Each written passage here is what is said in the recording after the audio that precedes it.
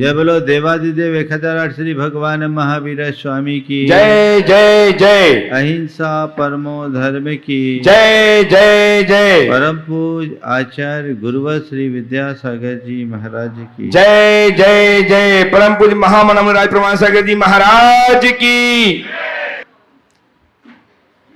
धर्म की शुरुआत सम्यक दर्शन से होती है।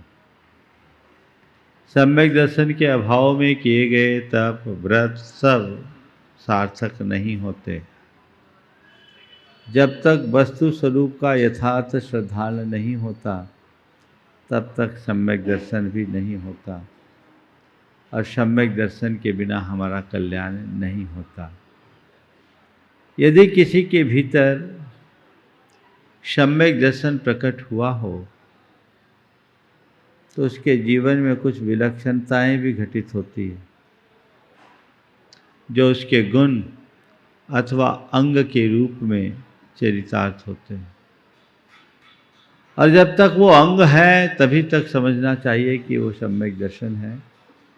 उसके अभाव में सम्यक दर्शन नहीं कहला सकता।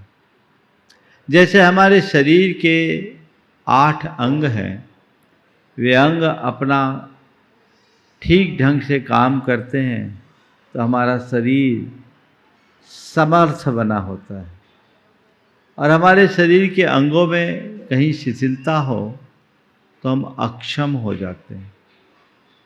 हमारे 2 पैर हैं, 2 हाथ हैं, कमर है, नितंब है, छाती है, पीठ है और मस्तक है।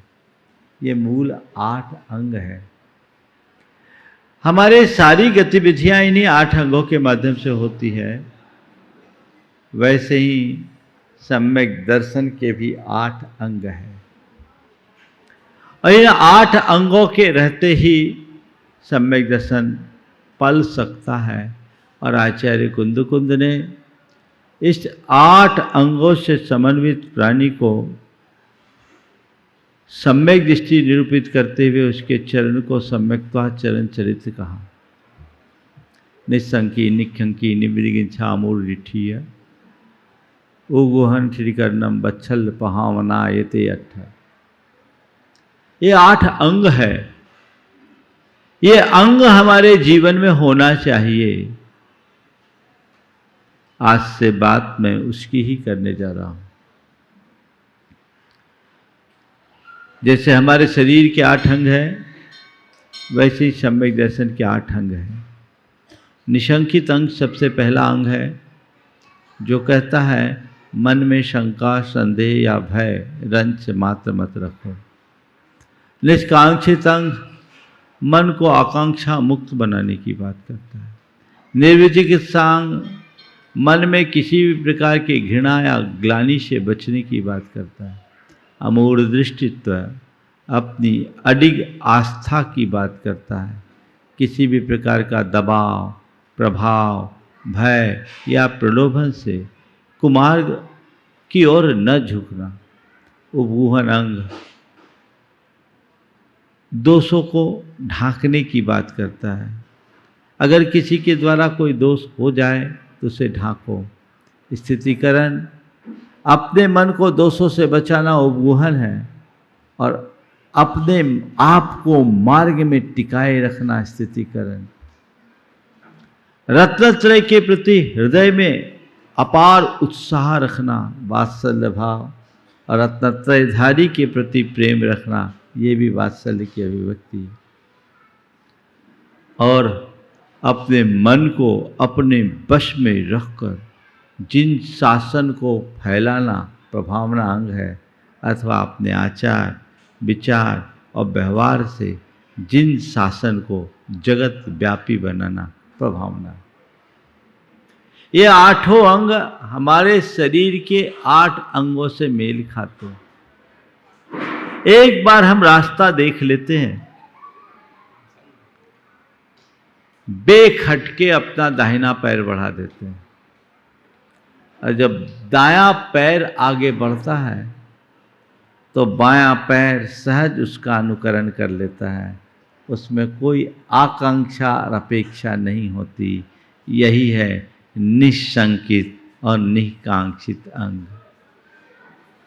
अपने बाएं हाथ को देखें, अपने शरीर की सब प्रकार की अपवित्रता का प्रक्षालन आप अपने बाएं हाथ से रोज करते हैं।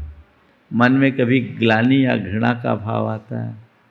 जब भी बाएं हाथ का प्रयोग करो, मन में सोचो मेरे हृदय में किसी धर्मात्मा के प्रति ग्लानि, घृणा या नफरत का भाव तो नहीं आ रहा है। यह निर्विचिकित्सा अंग है। अमूढ़ दृष्टित्व अपने मार्ग में टिके रहने की बात है। और जब हम कोई बात पूर्ण आत्मविश्वास से भर कर कहते हैं तो कहते हैं ये तो ऐसा है। ये क्या है? एकदम वजन दे के। ये है अमूढ़ दृष्टित्व। उपगूहन का अर्थ होता है दोषों को ढांकना। लोक में नितंब को सदैव ढांक के रखा जाता है। ऐसे ही हमेशा ये देखो कि मैं किसी के दोषों को उद्घाटित तो नहीं कर रहा हूँ। फिर स्थितिकरण, कोई वजनदार वस्तु को हमें उठानी हो तो अपने पीठ पर आसानी से उठाया जा सकता है। तो पीठ, कोई अगर गिर रहा है तो उसे अपने पीठ पर बिठा लो और उसे पार लगा दो। ये स्थितिकरण अंग है। और वात्सल्य हमारे प्रेम की अभिव्यक्ति है। और जब हम किसी के प्रति प्रेम से भरते हैं तो अपने छाती से लगा लेते हैं। हृदय वात्सल्य का प्रतीक। और हमारे शरीर का उत्तमांग मस्तिष्क है। मस्तिष्क को हम हमेशा ऊंचा रखना चाहते हैं। कभी हमारा सिर झुके नहीं। कहते हैं सिर कटा सकते हैं मगर सिर झुका सकते नहीं। यान मान मर्यादा का प्रतीक है। ऐसे जिन शासन के गौरव को सदैव बनाए रखने का संकल्प ही प्रभावना है। ये 8 अंग हमारे शरीर के 8 अंगों से मेल खाते हैं। कदाचित शरीर का कोई एक अंग कमजोर हो जाए तो फिर भी शरीर विकलांग बनकर के भी काम कर सकता है। पर सम्यक दर्शन में कोई एक अंग कम हो जाए तो वो हमारा सम्यक दर्शन संसार का विनाश नहीं कर सकता। ना नांग हीन मलम छेतुम दर्शनम जन्म संततिम नहीं मंत्रोच्चर न्यून निहंति विष वेदना। जैसे एक अक्षर से न्यून कोई मंत्र हमारे विष की वेदना को नष्ट नहीं कर पाता, उसी तरह अंगहीन सम्यक दर्शन संसार का विनाश नहीं कर सकता। तो हमें चाहिए कि हम सम्यक दर्शन को सर्वांग आत्मसात करें। ये हमारे जीवन में घट गया तो सब कुछ घट गया। समय सार में आचार्य कुंदकुंद ने सम्यक के अंगों के संदर्भ में क्या कहा और अन्य ग्रंथांतरों में उन्होंने क्या कहा और हम अपने जीवन व्यवहार में उसे कैसे उतार सकते हैं, कुछ ऐसी ही चर्चा आप सबसे मैं करूँगा जो आज हमारे जीवन के लिए अत्यंत आवश्यक और उपयोगी है। सबसे पहला अंग है निःशंक अंग, निशंकित अंग। शंका का अभाव होना, निशंका। शंका का अर्थ 2 अर्थों में है। शंका का अर्थ संदेह भी है और शंका का अर्थ डर भी है। संदेह नहीं होना, अपने मार्ग में संदेह नहीं होना, क्योंकि जहां संदेह होता है वहां विश्वास नहीं पनपता। सम्यक विश्वास का नाम है। यदि तुम्हारे हृदय में शंका आ गई तो सम्यक है ही नहीं। शंका के बीज में श्रद्धा के अंकुर नहीं फूटते। अशुद्ध धरा पर विश्वास के पौधे नहीं उगते। तो शंका का बीज अगर मन में बैठा है तो श्रद्धा का अंकुर कभी नहीं फूटेगा। सबसे पहली जरूरत अपने मन को शंका से मुक्त करने की है। और जहां शंका है वहां अश्रद्धा है, और जहां शंका और अश्रद्धा है, अविश्वास है, वहां डर भी है। अपने मन को टटोलो। तुम्हारे मन में शंका है या नहीं? और तुम्हारे मन में डर है या नहीं। यदि शंकाग्रस्त है मन और मन में ऐसा डर है तो अभी तुम सम्यक्त से बाहर हो। महाराज बड़ा गड़बड़ हो गया। गड़बड़ नहीं है, ठीक तरीके से समझ लोगे तो आज ही शंका भी दूर होगी और डर भी दूर हो जाएगा और जीवन में हर पल आनंद होगा।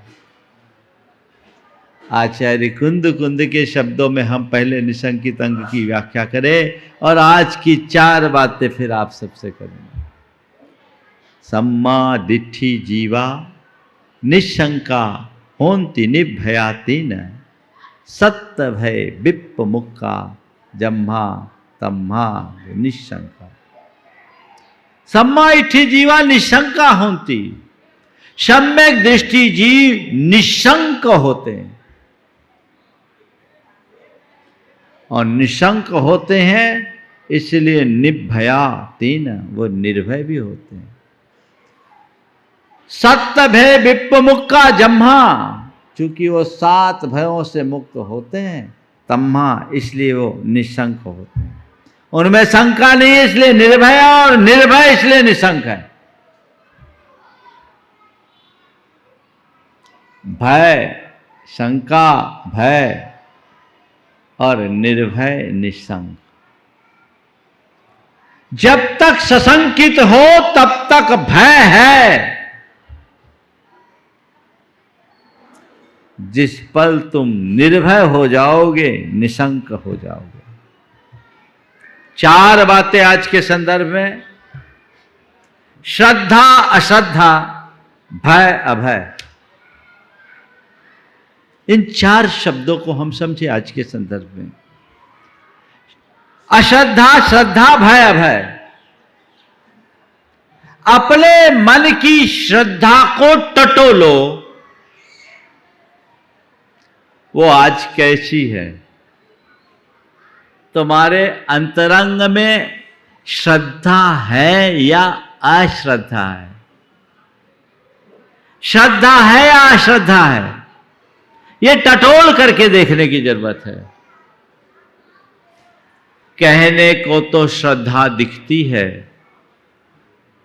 श्रद्धा यहां नहीं होती तो नहीं आते, है ना।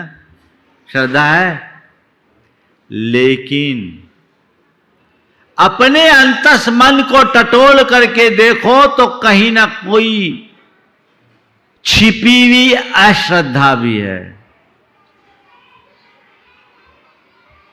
श्रद्धा के 4 रूप हैं।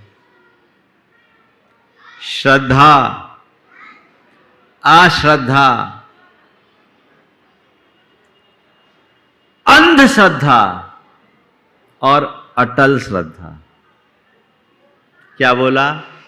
श्रद्धा, अश्रद्धा, अंधश्रद्धा और अटल श्रद्धा। अश्रद्धा तो आपके अंदर नहीं है, होती तो यहां नहीं आते, पर श्रद्धा है इसकी पड़ताल करना जरूरी है। बोलो, तुम्हें तुम्हारे धर्म के प्रति श्रद्धा है? तुम्हारे लिए तुम्हारे देव के प्रति श्रद्धा है? गुरु के प्रति श्रद्धा है? देव गुरु धर्म पर पक्की श्रद्धा है? पक्की? अभी पोल खोलूं? अभी खोल दो पोल। चलो, गुरु के प्रति श्रद्धा है?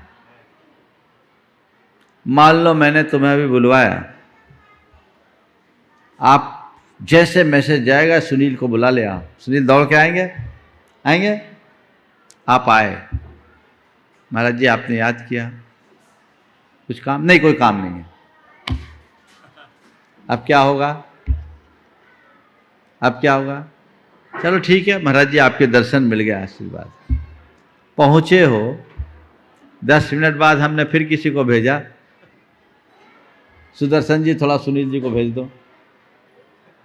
अरे अभी तो बुलाया था महाराज ने, कोई काम नहीं। नहीं, महाराज जी ने बोला है लेके आओ। आओगे? चलो चलते हैं। महाराज जी आपने बुलाया? हाँ बुलाया। कोई काम? कोई काम नहीं। कोई काम नहीं। ठीक, खामो खाम महाराज ने 2 बार दौड़वा दिया, बोलो आएगा कि नहीं आएगा? हाँ, आएगा। और अभी आधा घंटे बाद फिर तीसरी बार। आज क्या हो गया महाराज को भाई, बार बार परेशान कर रहे हैं। पहली बार बुलाया तो अहोभाग है, और तीसरी बार में परेशान कर रहे। चलो महाराज जी आपने याद किया, अब तुम्हारी तरफ देखा भी नहीं, और तुम्हारा विरोधी बैठा उससे बात कर रहा हूं। अब बोलो तुम्हारी श्रद्धा का क्या हाल होगा? हाँ, खाम खाम महाराज आज परेशान कर रहे, पता नहीं क्या हो गया। 3 बार मैंने अपना सारा काम छोड़ करके यहां आए, इनको तो कोई काम नहीं, हमारे पास तो 50 काम है। पता नहीं दिमाग में क्या क्या आएगा। हाँ, शायद सुनील को ना, लेकिन ये स्वाभाविक है। थोड़े से निमित्त से मन डोलायमान हो जाता है, और श्रद्धा को अश्रद्धा में परिणत होते देर नहीं लगती। सारा तत्व ज्ञान धरा रह जाता है जब जीवन में ऐसी कोई परिस्थितियां निर्मित होती है, सब हवा हो जाता है। क्यों? श्रद्धा है पर प्रगाढ़ नहीं है। श्रद्धा बड़ी उथली है। श्रद्धा कैसी होनी चाहिए? इदमेव दृश्यमेव तत्वम नान्यम नचान्य था इत्तकम पाए संभवात सन्मार्गे संशया रुचि। बस मार्ग तो जो है सो यही है, ऐसा ही है। इस प्रकार की संशय रहित श्रद्धा का नाम वास्तविक श्रद्धा है। आपकी धर्म में श्रद्धा है, क्यों है? बोलो। आप लोगों ने बोला धर्म में श्रद्धा है ना, क्यों है? इसलिए कि धर्म करेंगे तो संकट टलेगा। ठीक, कोविड ने कईयों की धर्म से श्रद्धा हटा दी।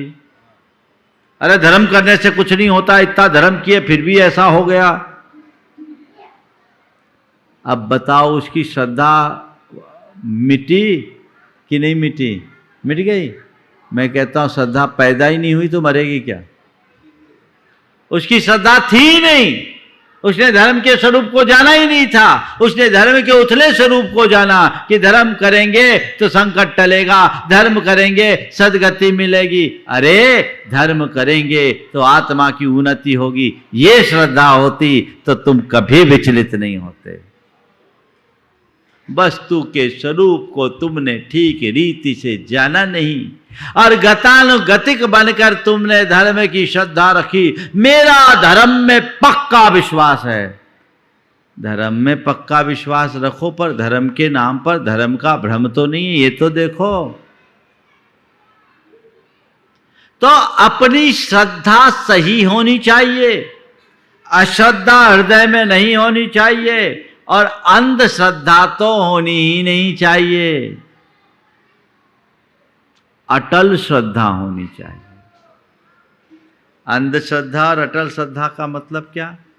जो भी आए सबको श्रद्धा से स्वीकार कर लेना अंधश्रद्धा, और जिसे अपना श्रद्धेय मान लिया उससे कभी डगमगाना नहीं, वो अटल श्रद्धा। अंधश्रद्धा वाले नुकसान में होते हैं, और अटल श्रद्धा वाले को हमेशा लाभ ही होता है। तो अगर तुम्हारे हृदय में श्रद्धा है तो तुम्हें कभी भय नहीं होगा। जहां श्रद्धा वहां भय नहीं, और जहां अश्रद्धा संशय वहां डर। एक वनस्पति शास्त्री एक गहरी घाटी से कुछ मूल्यवान औषधियों के संचय के लिए गया। घाटी बहुत गहरी थी, खाई थी, वहां जा पाना सहज नहीं था। अब क्या करे? उसने अपने 12 साल के बेटे के कमर में रस्सी बांधी और उस बेटे को उस घाटी में उतारा, और कहा, बेटे सारी वनस्पतियाँ तू इकट्ठी कर लेना, फिर झोले में भर देना, मैं रस्सी से खींच लूँगा, फिर रस्से लटकाऊँगा, तेरे कमर में बांधूंगा, धीरे धीरे तुझे खींच लूँगा, तू आ जाना। बेटे ने सहज रूप से स्वीकार किया, उसने उसे उतारा। बेटा रस्सी खोलकर बेखौफ होकर वनस्पतियों का संचय किया, सारी वनस्पतियां ऊपर भेज भी दी। जब काम हो गया, फिर से रस्सी नीचे उतरी, उसने कमर में बांधी और पिता डरते डरते उसे ऊपर खींचा। बेटा निश्चिंत आ रहा था। पिता डरते डरते ऊपर खींचा, बेटा निश्चिंत ऊपर आ रहा था। जब बेटा ऊपर आया तो पिता के जान में जान आई। कहा, बेटा तू आ गया, आज मुझे बहुत अच्छा लग रहा है, मेरी तो जान अटकी थी, पर ये बता तू इतना निश्चिंत कैसे था?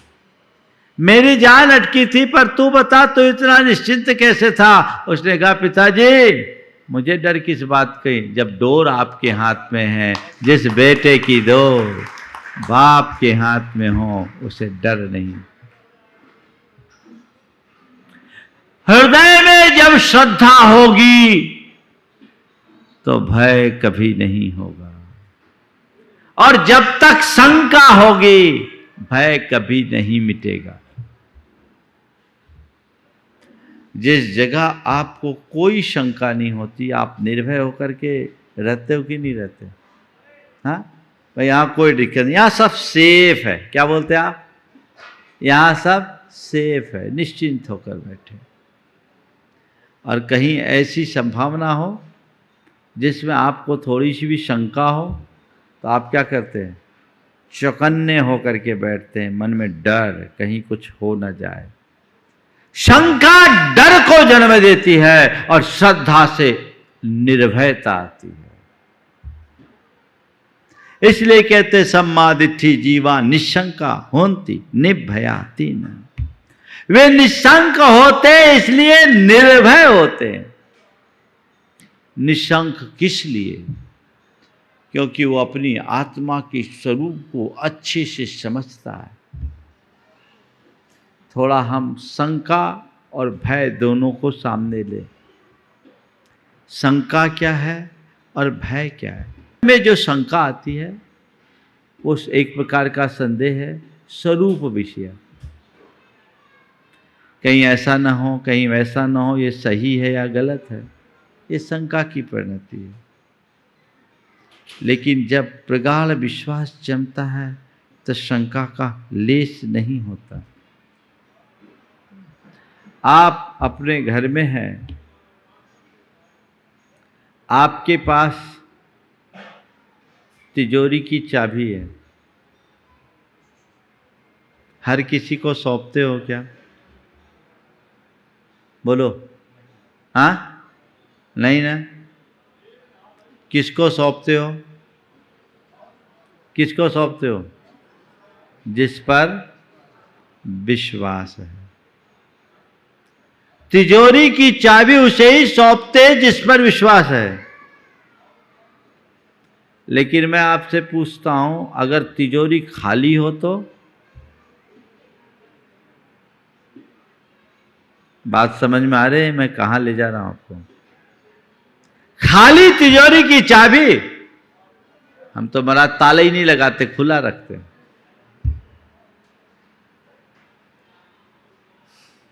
तिजोरी भरी हो तो हर किसी को नहीं दे सकते। जिस पे शंका है उसको तो दे ही नहीं सकते। जिस पर विश्वास है उसी को दे। और आजकल तो विश्वास करने वाले भी कब विश्वासघात कर दे पता नहीं। नौकर ने मालिक से कहा, मालिक मैं 20 साल से आपकी सेवा में हूँ, पर आज तक आपने मुझ पर विश्वास नहीं किया। मैं 20 साल से आपकी सेवा में हूँ, पर आज तक आपने मुझ पर विश्वास नहीं किया। मालिक ने कहा, अरे बेटे तुझ पर विश्वास नहीं होता तो तिजोरी की चाबी तुझे कैसे दे देता? अरे बेटे तुझ पर विश्वास नहीं होता तो तिजोरी की चाबी के तुझे कैसे दे देता? तो उसने कहा, मालिक उसमें से तो एक भी नहीं लगती। वो पहले ही प्रयोग कर चुका है। उसमें से एक भी नहीं लगती, बड़ी मुश्किल है। मेरा आप सबसे कहना है, खाली तिजोरी की चाबी सौंपने में कोई दिक्कत नहीं, लेकिन तिजोरी जहां भरी है वहां हर किसी पर भरोसा नहीं। मतलब जिसके मन में राग भाव है उसके मन में ही संशय आता है, शंका आती है। जो बीत राग बन चुका उसके हृदय में कभी शंका नहीं है। ये राग भाव शंका को जन्म देता है, मोह भाव शंका को जन्म देता है, और जब तक मोह भाव है तब तक शंका है, और जब तक शंका है तब तक भय है। कुछ चला न जाए, कुछ खो न जाए, कुछ छिन न जाए, कुछ लुट न जाए, कुछ मिट न जाए, कुछ पिट न जाए। अरे भाई, क्या जाएगा, क्या खोएगा, क्या मिलेगा, क्या मिटेगा, क्या पिटेगा? तेरा जो है वो है, उससे न कुछ खो सकता है, न ही उसमें कुछ जुड़ सकता है। जिस पल तेरे हृदय में ये श्रद्धान गहरा हो जाएगा, मोह छीन हो जाएगा, और मोह के छीन होते ही भय भी दूर भाग जाएगा। भय एक नकारात्मक आवेग है जो मन की दुर्बलता से प्रकट होता है। वस्तु स्वरूप का श्रद्धानी कभी घबराता ही नहीं। क्यों घबराएगा? देखो, किसी जहाज में उड़ रहे हो और अचानक कोई दुर्घटना होने वाली हो, तो आप लोगों के लिए क्या सुविधा दी जाती है? क्या दी जाती है? पैराशूट। पैराशूट का प्रयोग करो, नीचे उतर जाओ। तो जिसने पैराशूट पहन लिया वो नीचे उतरते समय डरता है क्या? क्यों? अब मैं सुरक्षित हूं, मैंने पैराशूट पहन लिया है। इसी प्रकार जिसने तत्व ज्ञान के पैराशूट को पहन लिया है उसके मन में कोई डर नहीं, मैं सुरक्षित हूं। अब किस बात का डर? क्यों डरे? जब मन में शंका ही नहीं है, श्रद्धा भर चुकी है, तो भय नहीं, केवल अभय होगा। भय भी एक प्रकार के मोह भाव की अभिव्यक्ति है। जहां मोह नहीं वहां डर नहीं, और जब तक मोह है तब तक निडर नहीं। सत्य भय विप्प मुक्का जम्मा तम्हा दुनिशंका, 7 प्रकार का भय आप पाएंगे। सब मोह राग भाव की परिणति है। इहलोक भय, परलोक भय, मरण भय, वेदना भय, अत्राण भय, आकस्मिक भय और असुरक्षा भय। इहलोक भय सबसे पहला। अरे लोक में मेरा कोई नुकसान ना हो जाए, डर रहता है। किसका नुकसान? मेरे दुकान को नुकसान ना हो जाए, मेरे परिवार को नुकसान ना हो जाए, मेरी संपत्ति का नुकसान ना हो जाए, मेरे शरीर को नुकसान ना हो जाए। यही है ना? बता, तेरा दुकान है कहाँ? तेरी दुकान है कहाँ? तेरा धंधा है कहाँ? तेरा मकान है कहाँ? तेरा परिवार है कहाँ? तेरा शरीर है कहाँ? जब वो तेरा है ही नहीं तो उसका नुकसान तेरा नुकसान कैसे? तेरा तो तू है जो अजर है, अमर है, अविनाशी है, जिसका एक प्रदेश भी इधर से उधर नहीं हो सकता, तो डर कैसा? समझ रहे हैं बात? पर ये कौन डराता है? ये जो मेरा, कौन है? मेरा। संत कहते ध्यान रखना, ये सब तेरे पास हैं, तेरे साथ हैं, पर तेरे नहीं हैं। ये पक्का श्रद्धान जमा के रखो। ये श्रद्धान गहरे हो जाए तो मेरा खोएगा क्या? वहां न पाना है, न खोना है, न आना है, न जाना है। जो है जैसा है वैसा ही बने रहना है। ये श्रद्धान हृदय में बैठा लीजिए तो जीवन का मजा ही कुछ और होगा। यही लोग भय, मुझे वो नुकसान न करा दे, वो मुझे ऐसा न कर दे, वो मुझे वैसा न कर दे, वो मुझे परेशान करता, वो मेरे साथ ऐसा करता है, वो मुझसे मिसबिहेव करता है। ये क्या है? तेरे साथ कोई दूसरा कुछ नहीं कर सकता।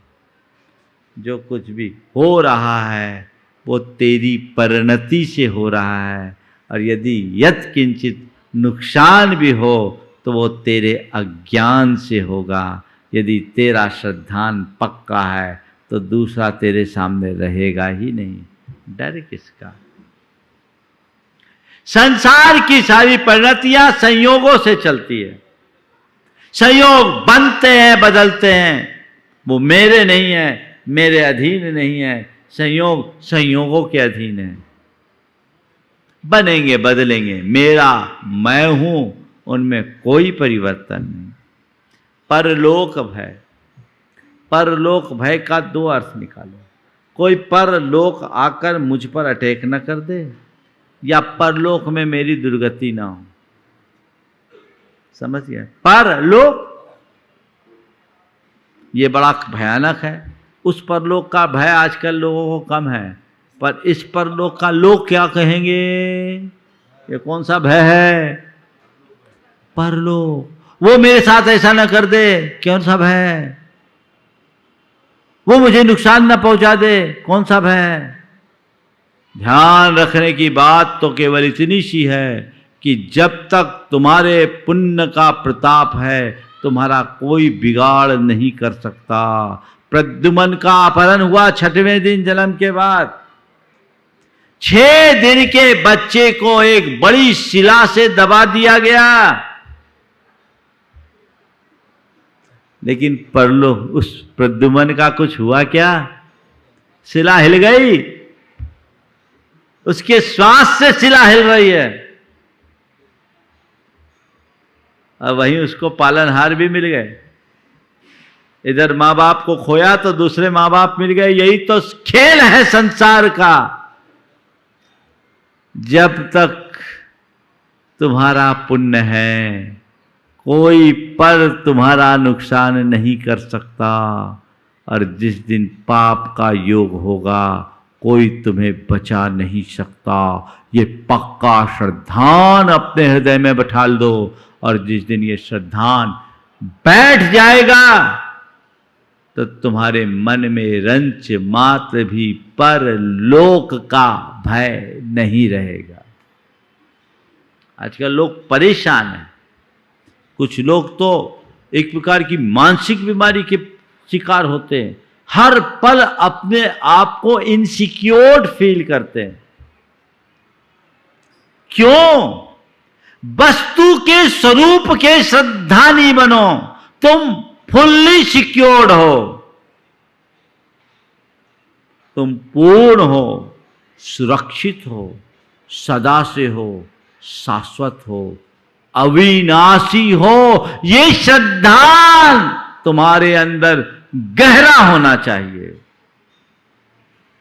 ये श्रद्धा होगी तो भय नहीं, अरे कहीं हो ना जाए, मेरा नुकसान ना हो जाए। यानी तेरा अभी तेरी आत्मा पर श्रद्धा नहीं, अश्रद्धा है। ये सब अंदर का मोह और राग भाव है जो बेचैन करता है। मोड़ो अपने आप को, छोड़ो उधर से। यहां संभलोगे। फिर परलोक का भय, अरे परलोक से कौन डरता जो इहलोक में अच्छे से नहीं जीता। एग्जाम के बाद फेल्योर का फियर किसको होता है? फेल होने का डर किसको होता है?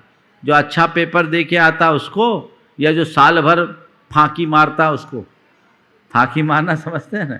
हाँ, पढ़ेगा लिखेगा नहीं, अपना समय बर्बाद किया, अब एग्जाम आ गया, अब कुछ आया नहीं, अरे भैया रिजल्ट खराब ना हो जाए, रिजल्ट खराब ना हो जाए, रिजल्ट खराब ना हो जाए।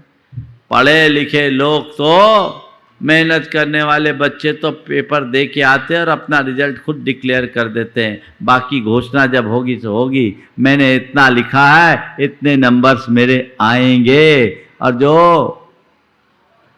गटर मस्ती करते हैं, पढ़ाई नहीं करते, है ना, फांकी मारते, ये बिहारी शब्द है, समझ गए? हाँ, उन लोगों का क्या हाल है भाई? ठीक है, अब क्या होगा क्या होगा क्या होगा? एक बच्चा भगवान के पास गया, बोला भगवान मुंबई को भारत की राजधानी बना दो। एक युवक ने कहा, अरे हद हो गई, मुंबई भारत की राजधानी बनेगा, तुझे क्या मिलेगा? भारत की राजधानी दिल्ली। बोले कुछ मिले या ना मिले, मैंने भूल से पेपर में भारत की राजधानी मुंबई लिख दिया। तो ये क्या है? ये मगजमारी है। अगर हमने ये लोक अच्छा जिया तो परलोक मेरा अच्छा होगा ही होगा, इसमें कोई संशय नहीं। इसलिए परलोक की चिंता करने की जगह इहलोक को सुधारने का यत्न कीजिए, सम्यक दृष्टि वही करता है। मरण भय बहुत सताता है, मैं मर न जाऊं। तो पहली बात तो ये देखो कि तुम कभी मर ही नहीं सकते, तुम तो अमर हो। श्रद्धा है कि नहीं? तेरा ना जन्म हुआ ना मरण हुआ, जिसका जन्म होगा उसकी मृत्यु होगी। तो जन्मा कौन? मेरा जन्म तो इस तारीख को है महाराज, ये मेरा जन्मदिन है। तेरा जन्मदिन कहाँ हो गया? इस शरीर का जन्मदिन है, और जिस दिन इस शरीर का जन्म हुआ उसी दिन इसकी एक्सपायरी डेट भी तय हो गई, है ना? एकदम उसी दिन। इसको तो एक दिन मरना है, इसको कोई बचा नहीं सकता। शरीर जन्मा है, शरीर मरता है, इसे कोई रोक नहीं सकता। और आत्मा का न जन्म हुआ न मरण हुआ, इसलिए आत्मा कभी अमर नहीं हो सकती। जो आत्म श्रद्धानी होता है वो ये जानता है, न मैं मृत्यु कुतो भीति। जब मैं मृत्यु रूप हूं ही नहीं तो डर कैसा? और शरीर एक दिन जाना है, पर किसी के कहने से नहीं जाएगा। जब तक आयु है तब तक मुझे कोई हिला नहीं सकता, और आयु पूरी होने के बाद कोई जिला नहीं सकता। आयु खये न मरना। जब तक मेरी आयु है मेरा कुछ नहीं होगा। ये श्रद्धान है तो डर किसका? तो इहलोक भय, परलोक भय, मरण भय, वेदना, मुझे कोई बीमारी ना हो जाए। कोई बीमारी ना हो जाए ये चिंता ही सबसे बड़ी बीमारी है। दुनिया में शरीर से बीमार लोग कम हैं, मन से बीमार लोग ज्यादा हैं। अरे बीमारी हो ना जाए, ये तो शरीर ही बीमारी का घर है। बीमारी तो ऑलरेडी है, हो ना जाए क्या है? जितने रोम हैं उतने रोग, ऐसा कहा जाता है। तो बीमार तो हो ही, बस अंतर यह है किसी का रोग प्रकट हो गया, किसी का नहीं हुआ। काया रोग मैं है, क्या करो? बीमारी हो तो चिकित्सा कराओ, ठीक हो जाएगा। और हो भी तो ये मान कर चलो कि तन को बीमारी, मन को नहीं है। डरने से क्या होगा? मेरी कोई दुर्घटना न घट जाए, आकस्मिक रूप से कोई नुकसान न हो जाए, मेरा कोई इनसिक्योरिटी का भाव है, कहीं असुरक्षित ना हो जाऊं, मेरा कोई संरक्षक नहीं हो, मुझे कोई त्राता नहीं है, ये सब दुर्विकल्प है। और ये जब तक मन में है तब तक भय है। उसकी जगह यदि ये श्रद्धान बन जाए कि मैं शुद्ध चैतन्य स्वरूप अजर अमर अविनाशी आत्म तत्व हूं, तो मन रंच मात्र भी नहीं डगमगाएगा। तो महाराज फिर आपने तो बता दिया डर नहीं हो, तो फिर निर्भीक होकर के घूमे जो कुछ करना। हाँ, डरना और सतर्क रहना, इसमें बड़ा अंतर है।